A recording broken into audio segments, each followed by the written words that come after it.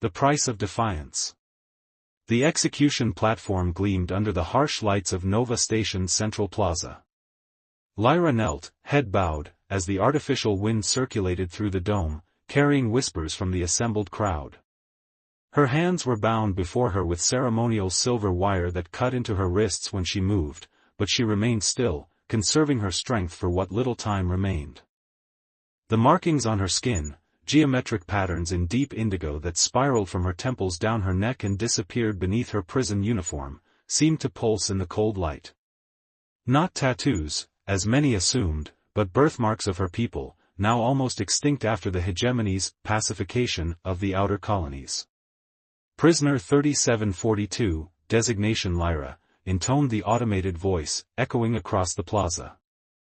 Convicted of sabotage against hegemony infrastructure, resulting in critical systems failure and endangerment of station personnel.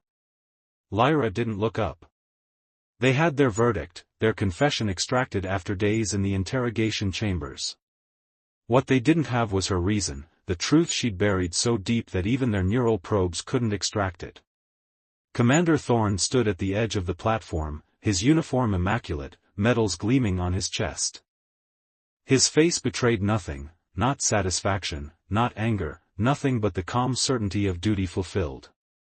The executioner stood behind Lyra, a towering figure in ceremonial black armor, faceless behind a reflective mask. In their hands, they held the ceremonial blade, an ancient weapon modernized with neural disruptors that would ensure death was painless but absolute. In accordance with Hegemony Statute 573, the sentence is termination, continued the voice as drones circled overhead, capturing every moment for the mandatory broadcast across all sectors.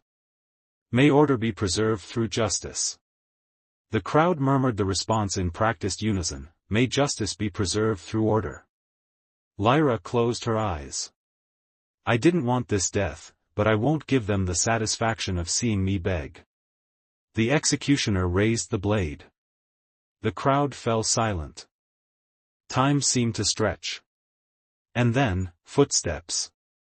Running footsteps, followed by shouts of alarm. Lyra's eyes snapped open as someone pushed through the security cordon. A man in a medical researcher's uniform, identification badge flashing under the lights. Stop, he shouted, vaulting over the last barrier. This execution cannot proceed.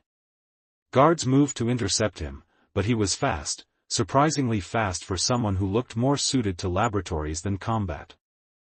He slid beneath one guard's grasp and leapt onto the platform, placing himself between Lyra and the executioner. The blade halted inches from his back, safety protocols preventing civilian casualties during formal executions. Commander Thorne's calm facade cracked. Dr. Kieran. Remove yourself immediately or face arrest. The man, Dr. Kieran, stood his ground, arms outstretched to shield Lyra. This woman's conviction is based on falsified evidence. I have proof. A murmur rippled through the crowd. The drones moved closer, sensing a new narrative unfolding. This is highly irregular, Thorne said, his voice dangerous. Security, remove. The explosion cut him off, rocking the far side of the plaza. Smoke billowed, followed by screams and the sound of running feet. A second blast followed, closer this time, sending drones spinning out of control and causing the crowd to scatter in panic. In the chaos, Lyra felt hands at her wrists, deftly cutting through the silver wire. Dar. Kieran pulled her to her feet. Can you run? He asked, eyes intense beneath disheveled brown hair. What are you doing? She whispered, disbelieving. Something incredibly stupid, he replied, a hint of a smile crossing his face. Now run. They ran. Through smoke and confusion, past screaming civilians and shouting guards. Kieran seemed to know exactly where to go, pulling her down maintenance corridors and through access hatches that should have been locked. Behind them, alarms blared.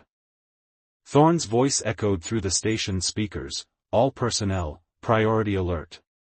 Prisoner escape in progress. Lethal force authorized. This way, Kieran gasped, yanking her into a narrow service tunnel. The lighting was dim, emergency strips casting everything in soft blue.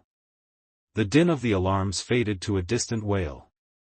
Lyra stumbled, legs weak from days of confinement. Kieran caught her, his grip surprisingly gentle. "Why?" she managed between ragged breaths. "Why risk yourself for me?" He didn't answer immediately, leading her deeper into the station's infrastructure, through a maze of tunnels that grew progressively narrower and less maintained.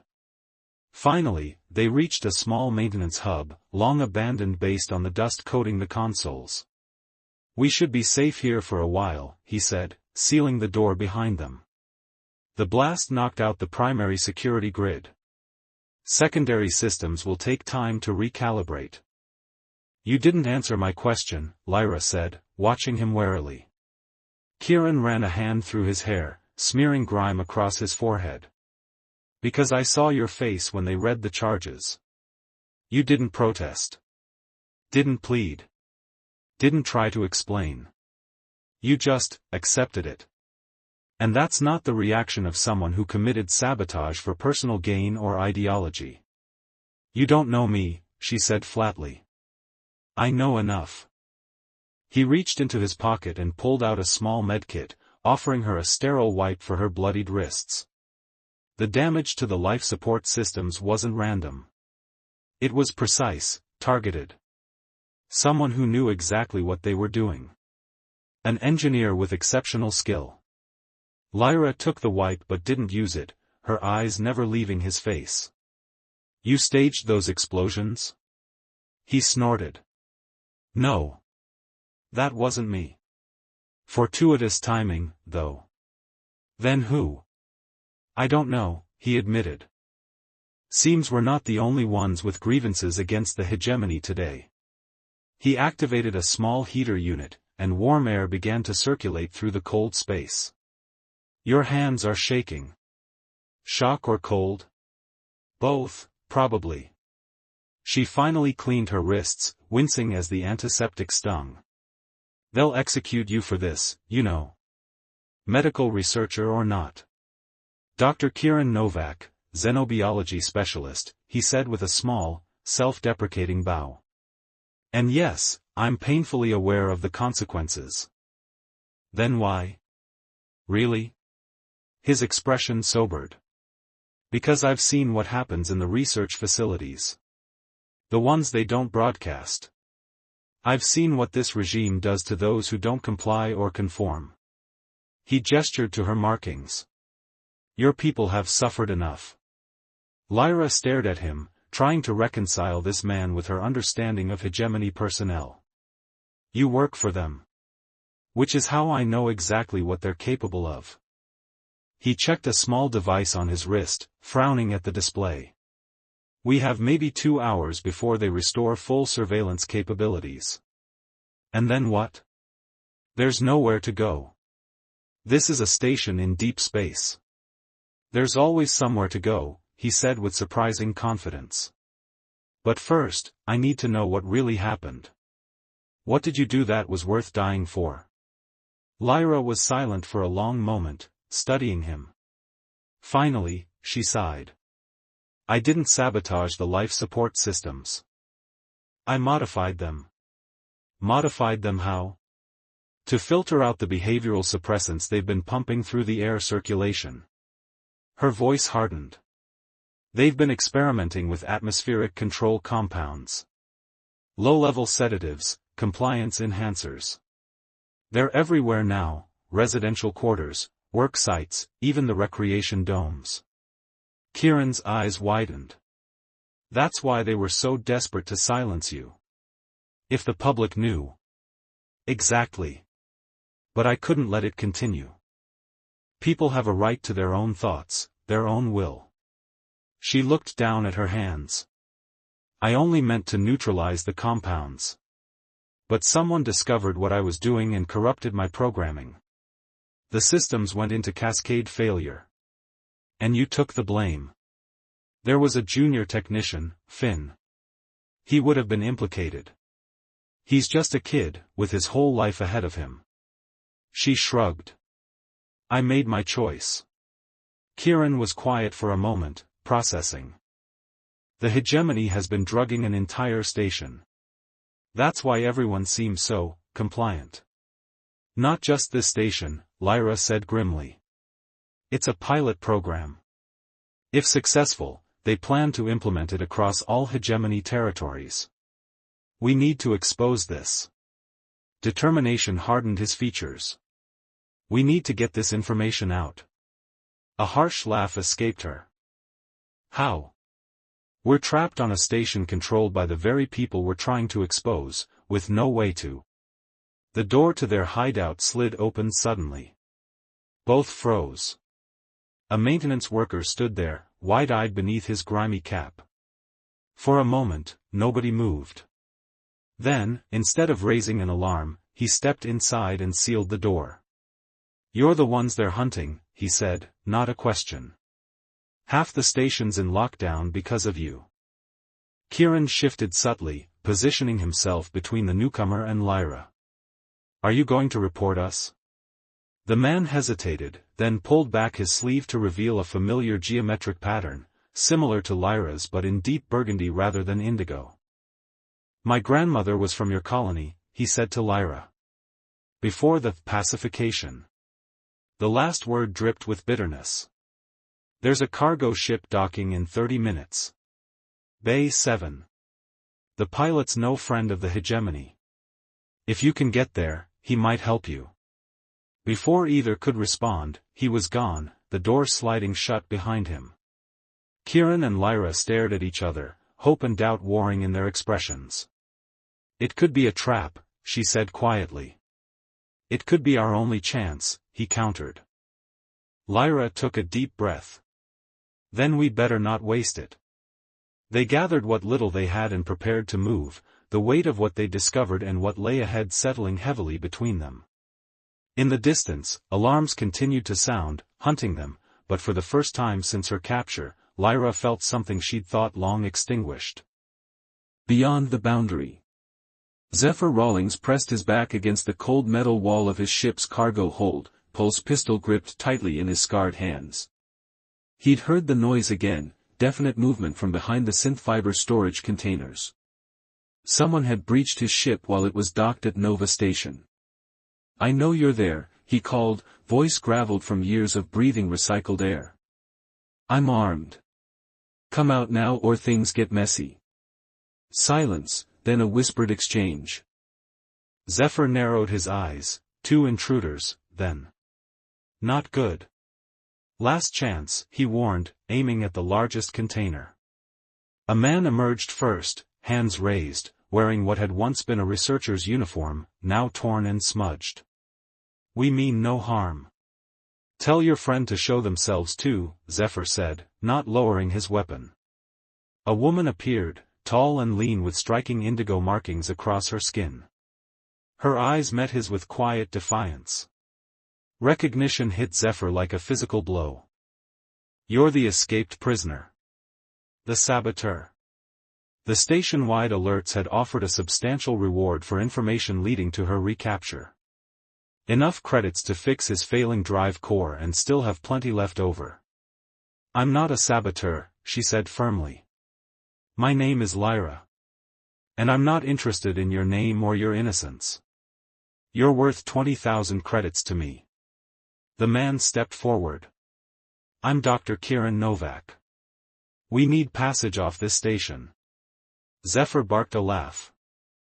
You broke onto my ship, and now you're asking for a ride? That's not how this works. We can pay, Kieran said quickly. Not more than the bounty. Maybe not in credits, Lyra interjected, but in information.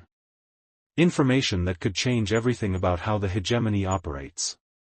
Zephyr hesitated. He'd been smuggling goods across hegemony space for years, medicines to colonies under embargo, information across restricted channels, sometimes even people. But harboring a high-profile fugitive was another level of risk entirely. Before he could respond, the ship's proximity alert blared. He cursed, holstering his weapon and rushing to the cockpit, leaving his unexpected guests to follow. The view screen showed a patrol cruiser approaching, sleek and predatory. On the comms panel, a message flashed, "Priority inspection, all vessels docked at Nova Station." "They're searching every ship," Zephyr muttered. "Looking for you too. If they find us." Kieran began. "If they find you," Zephyr corrected, "I'm just as dead." He made a split-second decision, fingers flying across the control panel. "Strap in. We're leaving. They'll shoot us down." Lyra objected. "Not if we're faster." Zephyr initiated the undocking sequence. Alarms immediately began blaring as his ship detached without clearance. Now they know something's up. "Hold on." The Windrunner, Zephyr's modified light freighter, pulled away from Nova Station with a violent lurch. Behind them, the patrol cruiser adjusted course, giving chase. "Attention unidentified vessel," a stern voice crackled over the comms. "Return to dock immediately or face immediate hostile action." Zephyr ignored the warning, pushing his ship toward the jump point where they could access the phase stream and escape the system entirely. The Windrunner shuddered as its aging engine strained. A warning shot streaked past their viewport. "You need to tell me what I'm risking my neck for," Zephyr demanded, hands dancing across the controls as he executed evasive maneuvers. "What did you really do?" Lyra gripped her seat as the ship lurched. "The hegemony is drugging its citizens. Compliance compounds in the air supply. I tried to neutralize it, and they framed me for sabotage." Zephyr's expression hardened. "Prove it." "I worked in environmental engineering," she continued. "I discovered traces of behavioral suppressants in the filtration system. When I investigated, I found orders from the highest levels of the hegemony. They're testing it on Nova Station before implementing it throughout controlled space." Another shot, closer this time. The ship's shields flared. "Shield integrity at 72%, the ship's AI reported." "Can you authenticate any of this?" Zephyr asked Kieran. "I saw the research files," the doctor confirmed. "They're calling it Project Serenity. Marketed as atmospheric enhancement but designed to make populations more docile, less likely to question authority or resist regulations." Zephyr's jaw tightened. 3 years ago, he'd lost his partner, Juno, during the Colony 3 uprising.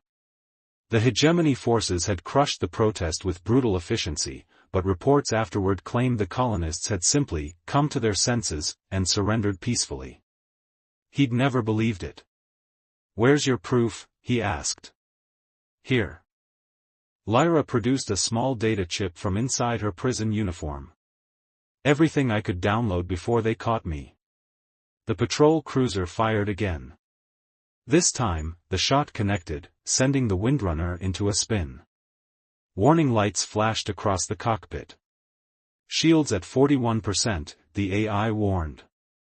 Zephyr swore, wrestling with the controls. "We won't make the jump point at this rate."